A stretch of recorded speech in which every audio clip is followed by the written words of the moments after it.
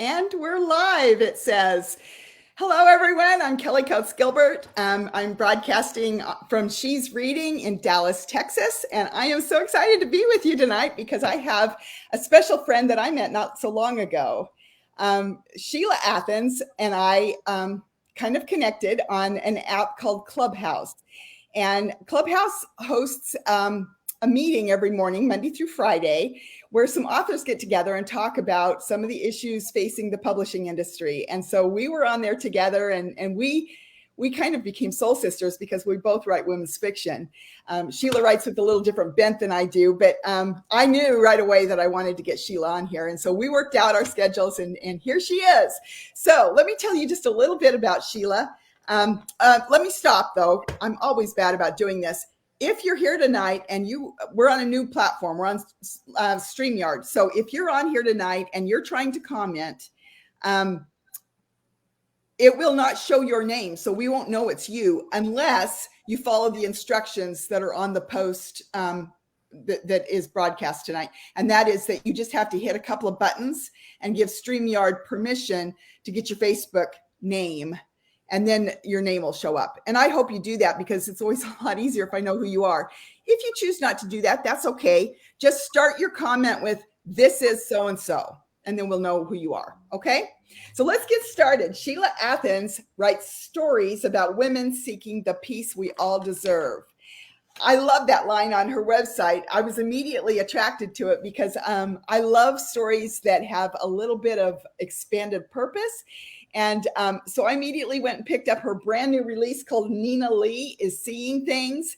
And that's the book we're going to talk about tonight. And I immediately got pulled in. Yeah, show that cover again. It is so pretty. I loved it.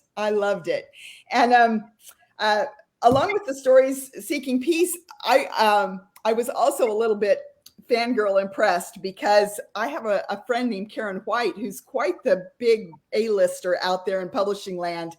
And I saw that Karen actually endorsed Sheila's book. I mean, I would kill for an endorsement from Karen, and I know Karen, and she endorsed this book. Let me tell you what she said.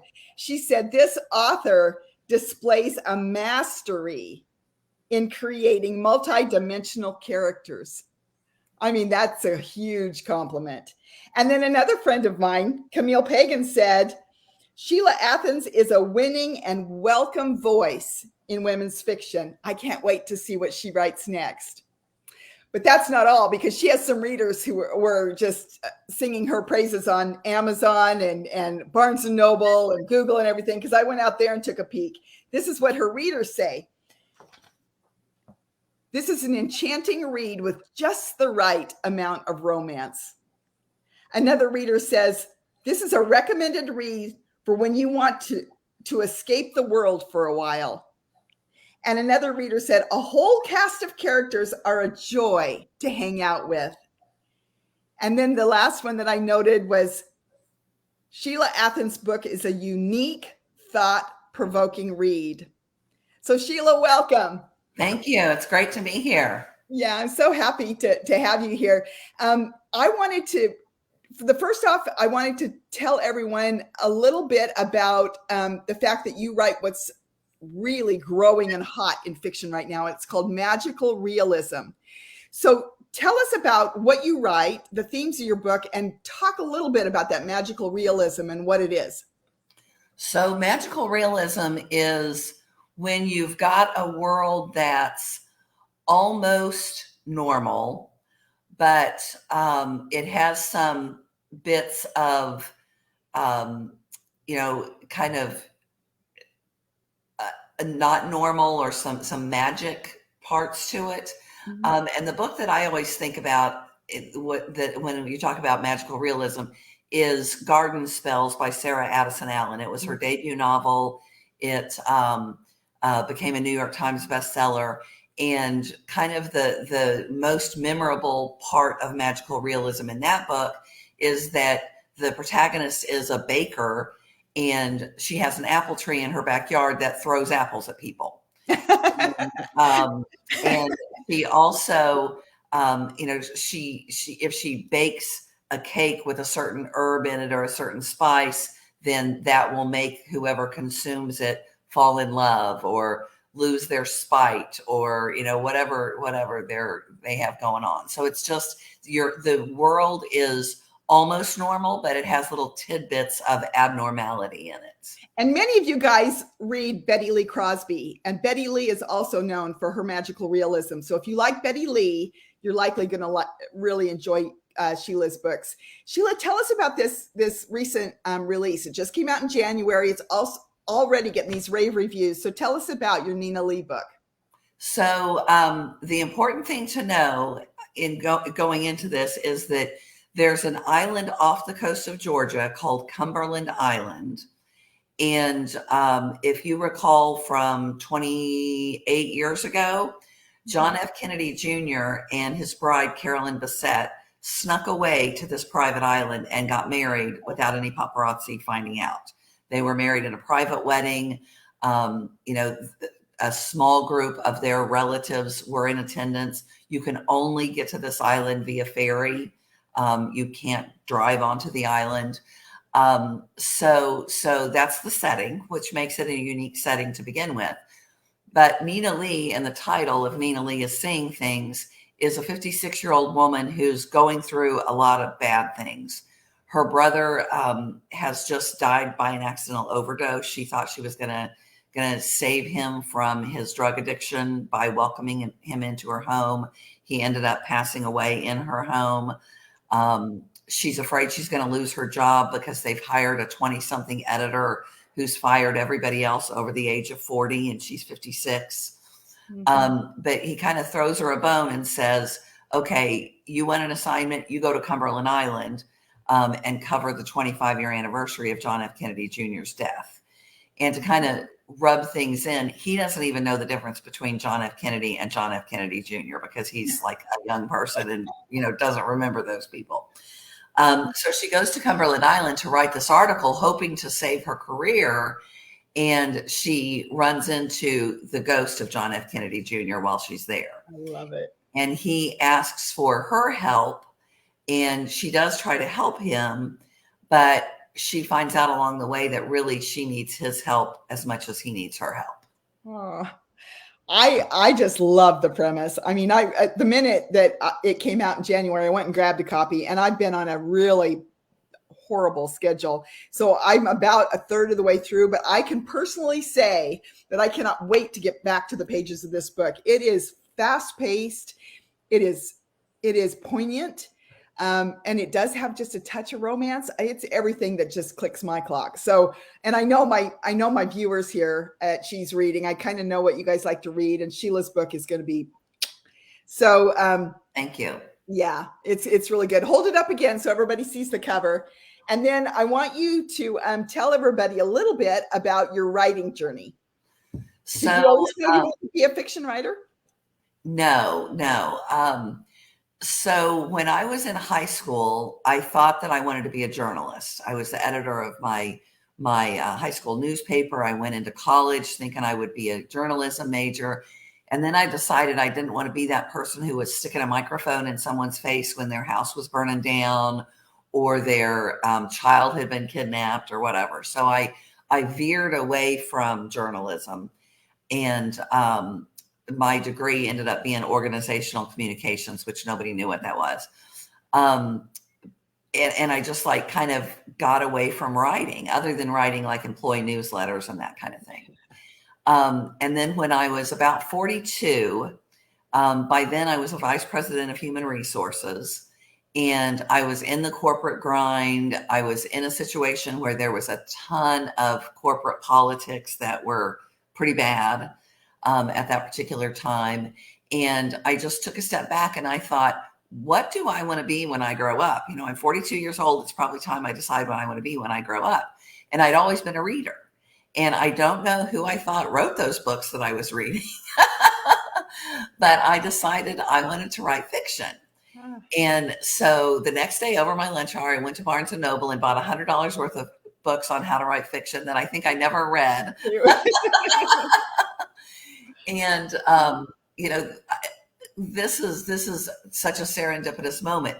the next morning, after I thought that I wanted to be a writer, I was driving to work, listened to my local NPR station, and they said, there's a writing conference on Amelia Island, which is just north of me.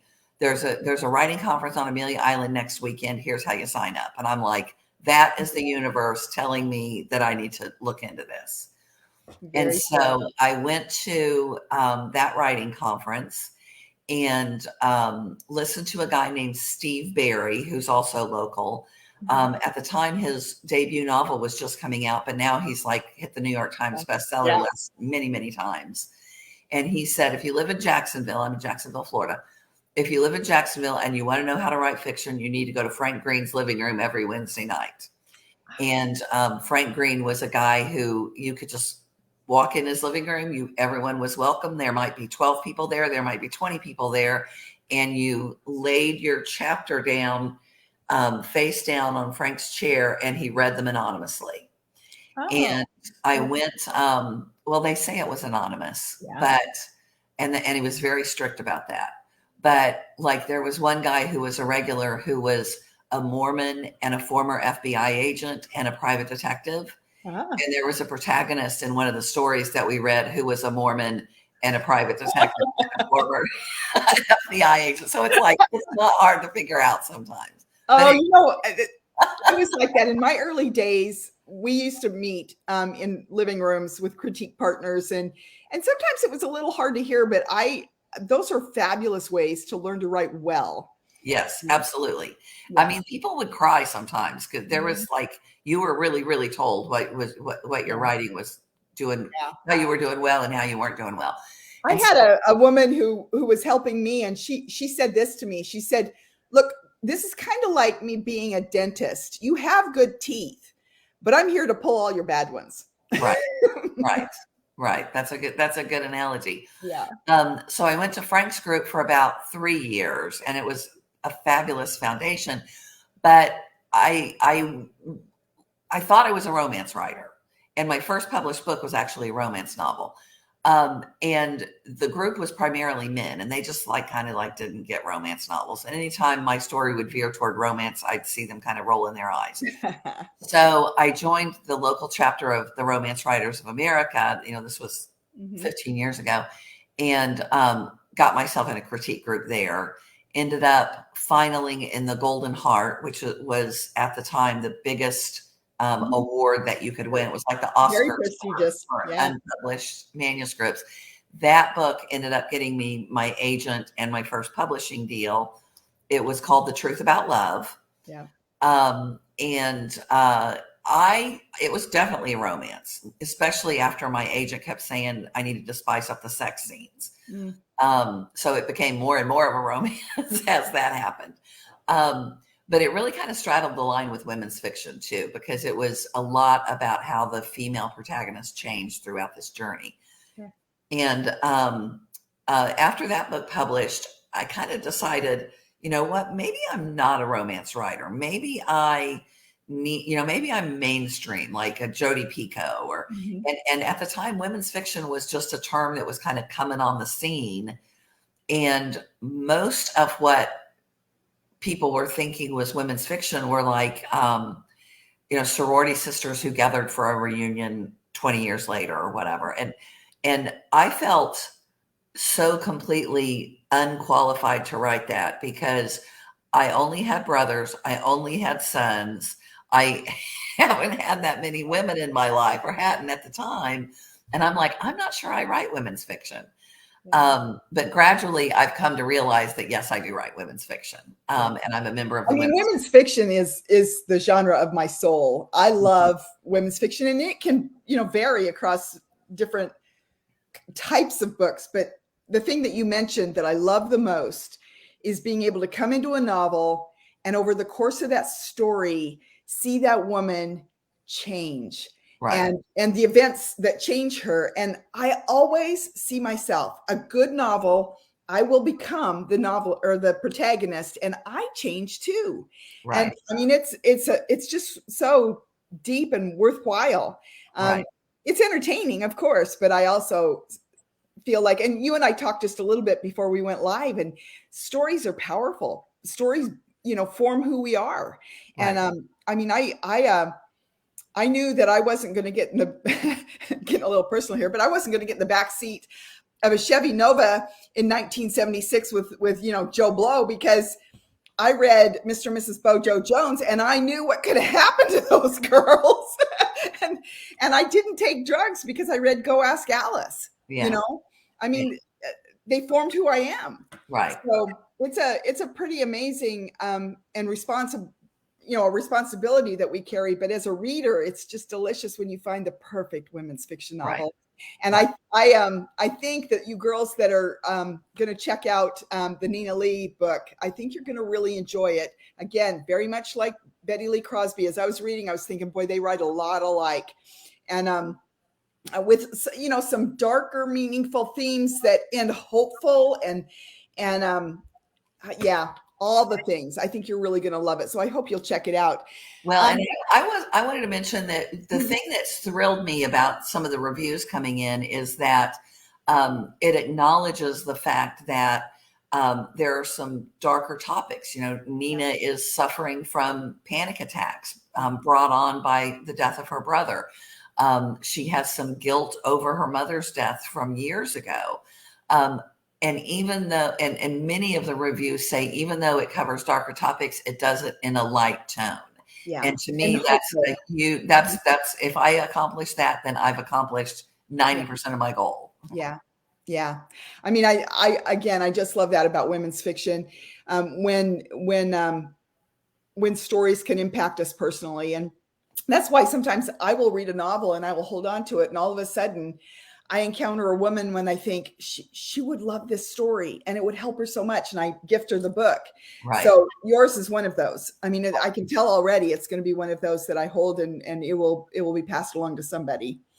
Tell me a little bit about your characters, because that's the other thing that I saw is so many people, including Karen White, said that you are remarkable characters. What process do you use to create your characters? Do you pick out pictures first? What do you do? I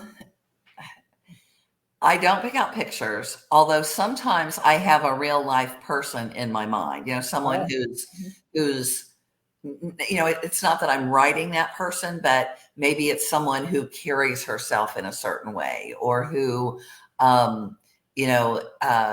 has a certain motivation. Often if it's a bad character, it's somebody who I saw motivated by greed when I was in corporate America or something like that. So I don't really do pictures. I have a picture in my mind, but I don't have like pictures from magazines or celebrities or anything like that. And I just try to think about what makes this person tick and what is their motivation, because I think we all have all kinds of motivations, some of which we're aware of and some of which we're not aware of. Yeah. And if there are any writers on here, I rely a lot on Lisa Cron's Story Genius. It's on my bookshelf. Yeah. And basically it's a book that the message is we're all very much shaped by what happened to us in our past. And what is it, the quote that Lisa says? She's quoting somebody. It says, the past isn't the past, it's the present, or something like that. I'm butchering that quote.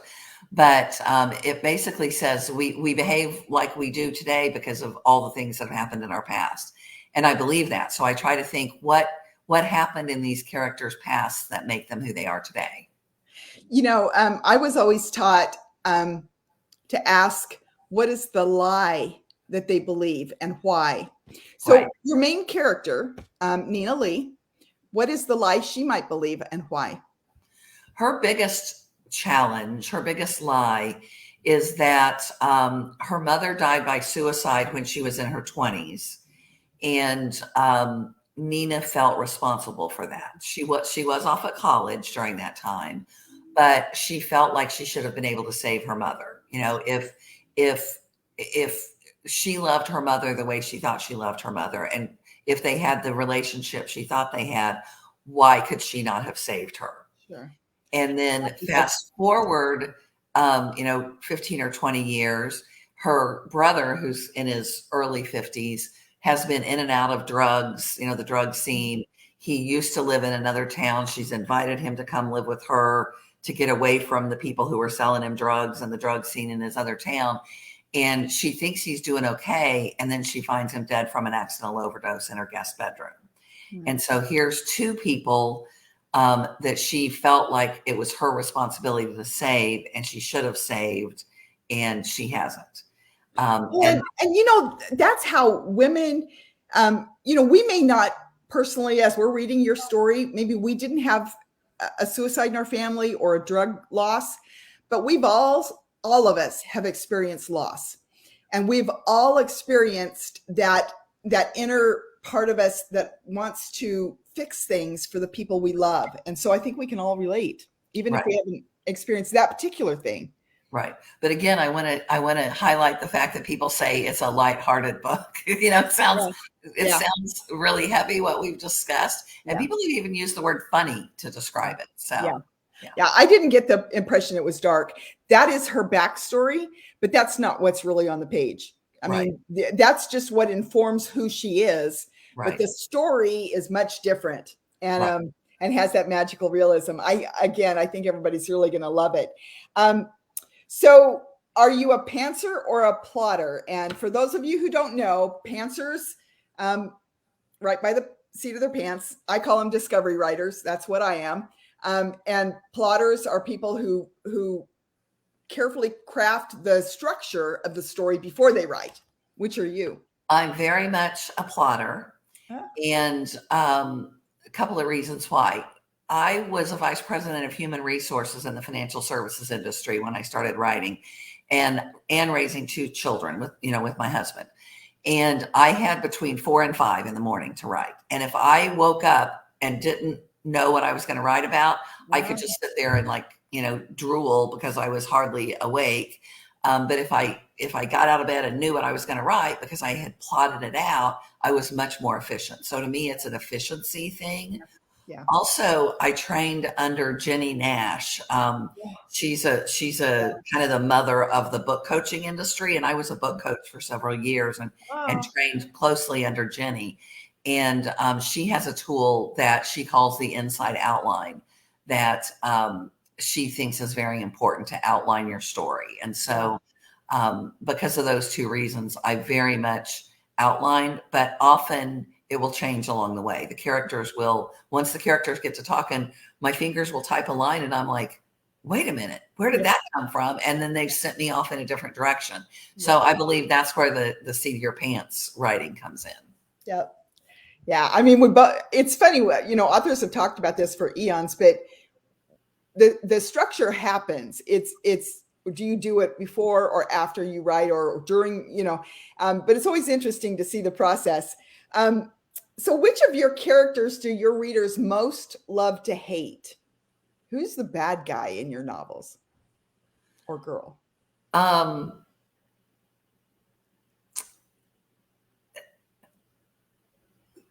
So in The Truth About Love, there was a state senator who was kind of a little bit crooked, who people love to hate. Yeah.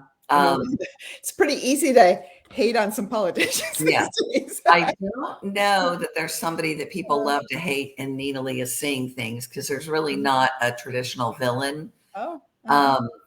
But in the book that comes out in September, which is called May Van Dorn's Perfect Storm, there's a character who's very much driven by greed.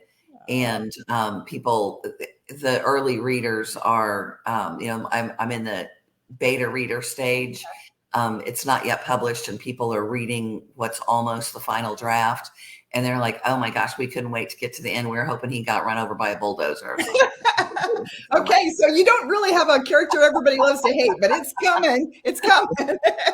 So which do you enjoy writing the most, the first chapter or the last chapter? Definitely the last chapter, because by then the story's flowing. The first chapter is really challenging for me because, first of all, you've got to get a lot of information jammed into a little bit of space. and you don't yet really know your characters. So I think it's harder to write. Yeah. Leisha just asked, who has been your hardest character to write about and why?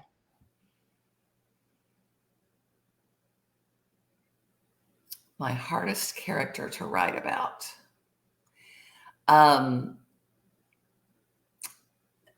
Probably Landon Vista in The Truth About Love, which was my romance novel. He was somebody who his mother had been murdered when he was 9 years old, and he was a witness. He saw somebody running away from the scene, and that was just kind of painful to try to imagine what a little boy would feel. And I've luckily never ever had any situation even remotely close, so it was a little bit hard for me to imagine it. Yeah. Yeah, that's probably. So tell our viewers what you do for fun when you're not writing.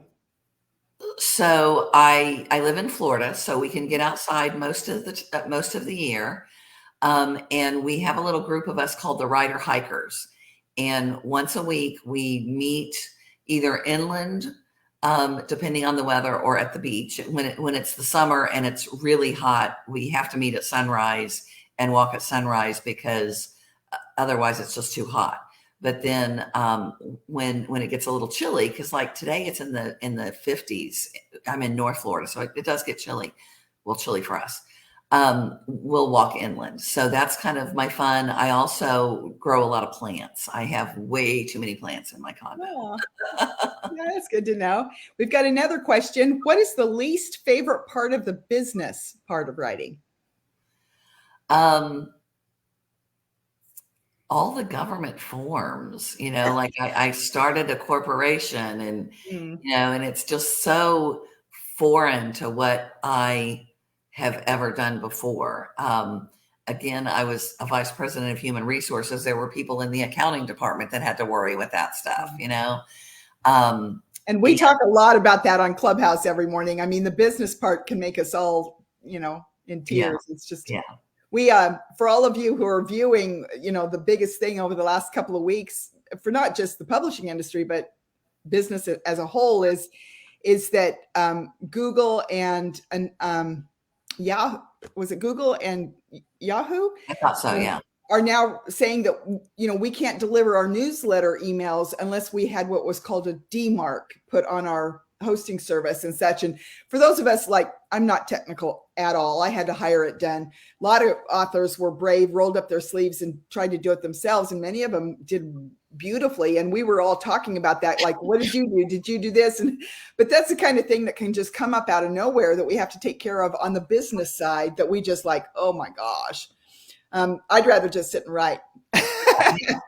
Yeah, and I'm an artist. I've realized over the years, again, when I was 42, I realized I was an artist, and I just want to write about people on Cumberland Island who are falling in love. I don't want to worry about what the government needs from me. Let somebody else worry about that. Yeah. Well, again, for those of you who are with us tonight, you're going to really enjoy going to get her book. Nina Lee is Seeing Things, particularly if you remember that time when Kennedy Jr. and what was her Bissett, Carolyn Bissett, she was so beautiful, snuck off onto that island and got married. And so it's so fun to have some of that kind of stuff creep its way into a story. So I think you're going to enjoy that. I want to move on now to what I call my rocket fire questions. They're just questions that come at you, and you have to say, I'll say this or that.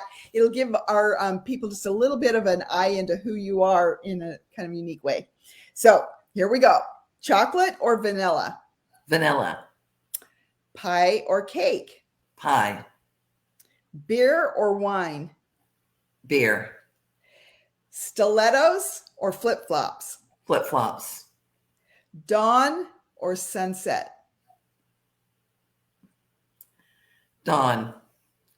Although that's kind of a toss-up. Yeah, I saw you hesitate. Swimming or walking? Walking. Beach or mountains? Mountains, believe it or not. Oh, that's interesting. Cook or takeout? Takeout. Campground or resort? Resort. That was quick. And the last one is flowers or massage? Massage. Oh, yeah. Well, thank you so much for being here. But before we go, I want you to tell all these wonderful people how they can connect with you when we get off of here. And then we're going to talk a little bit about a giveaway. But right now, let's tell them about your website and where they can connect. So my website is Sheila, Sheila, Athens, just like the town in Greece, SheilaAthens.com. And from there, you can click on the little icons for social media. I'm mainly on Facebook and Instagram. I haven't dived into TikTok yet. But you can connect with me on social media via the website. Great. Okay. Well, that's how you can connect. And now let's talk a little bit about your giveaway. So I'm going to give away a print copy of Nina Leah Seeing Things, and unless the person just wants an e-copy, but usually a print copy is a little more special. Yeah, we don't give a lot of those away here. So you girls, some of you are constantly telling me, well, we want more print copies. So this is your chance to get a print copy. And so if you have put any comment here tonight, you are eligible to be drawn for the winner. And the comments are going to be open. People will come. It's typical that a lot of people don't get to join us live, but they'll be joining us throughout the evening and watching the video and commenting. So Sheila won't close this out until, do you want to later tonight or in the morning? Which do you prefer, Sheila? Let's say tomorrow at noon. How's that sound? Okay, tomorrow at noon. So she's going to leave it open for a while. So anybody who views this video and makes a comment will be eligible in the contest. And then at noon tomorrow, she will go through and choose randomly choose one of the winners. And then she will reach out to you on She's Reading and get your address so that she can mail that to you. So be watching. You'll have to come back on She's Reading tomorrow and take a look to see if you've won. And is there anything else I need to? Oh, before I go, I did want to tell everybody that I have started a new group called Gilbert Girls, and it's a readers group for my readers. And so many of my author friends were pushing me to do that, and I had been reluctant because I had She's Reading, but this is a place that's a little bit different. It's for people who've read my books, and we're chatting on there all the time about recipes and dogs and just all kinds of stuff, and of course my books. So if you're interested, it's Gilbert Girls. It's on Facebook, and you can come join us. So I did want to mention that tonight. But other than that, I think we're pretty much done. You know how to reach out to Sheila. You know to go buy her book because it's going to be a good one. And one of you lucky people are going to win a print copy tomorrow at noon. So I so appreciate you having me here. It's my pleasure. People will text me after these are done saying, thank you. These are so fun. Well, guess what? I do it even if you people weren't here because I just love talking to my author friends. I mean, it is just so fun, so fun. And so when we get off of here, both Sheila and I will go to the comments on Facebook to see if there's anything that we missed, and we'll chit chat with you there. And Sheila, if there's a question that you wanted to ask, it didn't get asked tonight, throw it in the Facebook group and Sheila will come answer. Okay. All right, everyone. Good night. And thank you. Thank you for being here. Good night.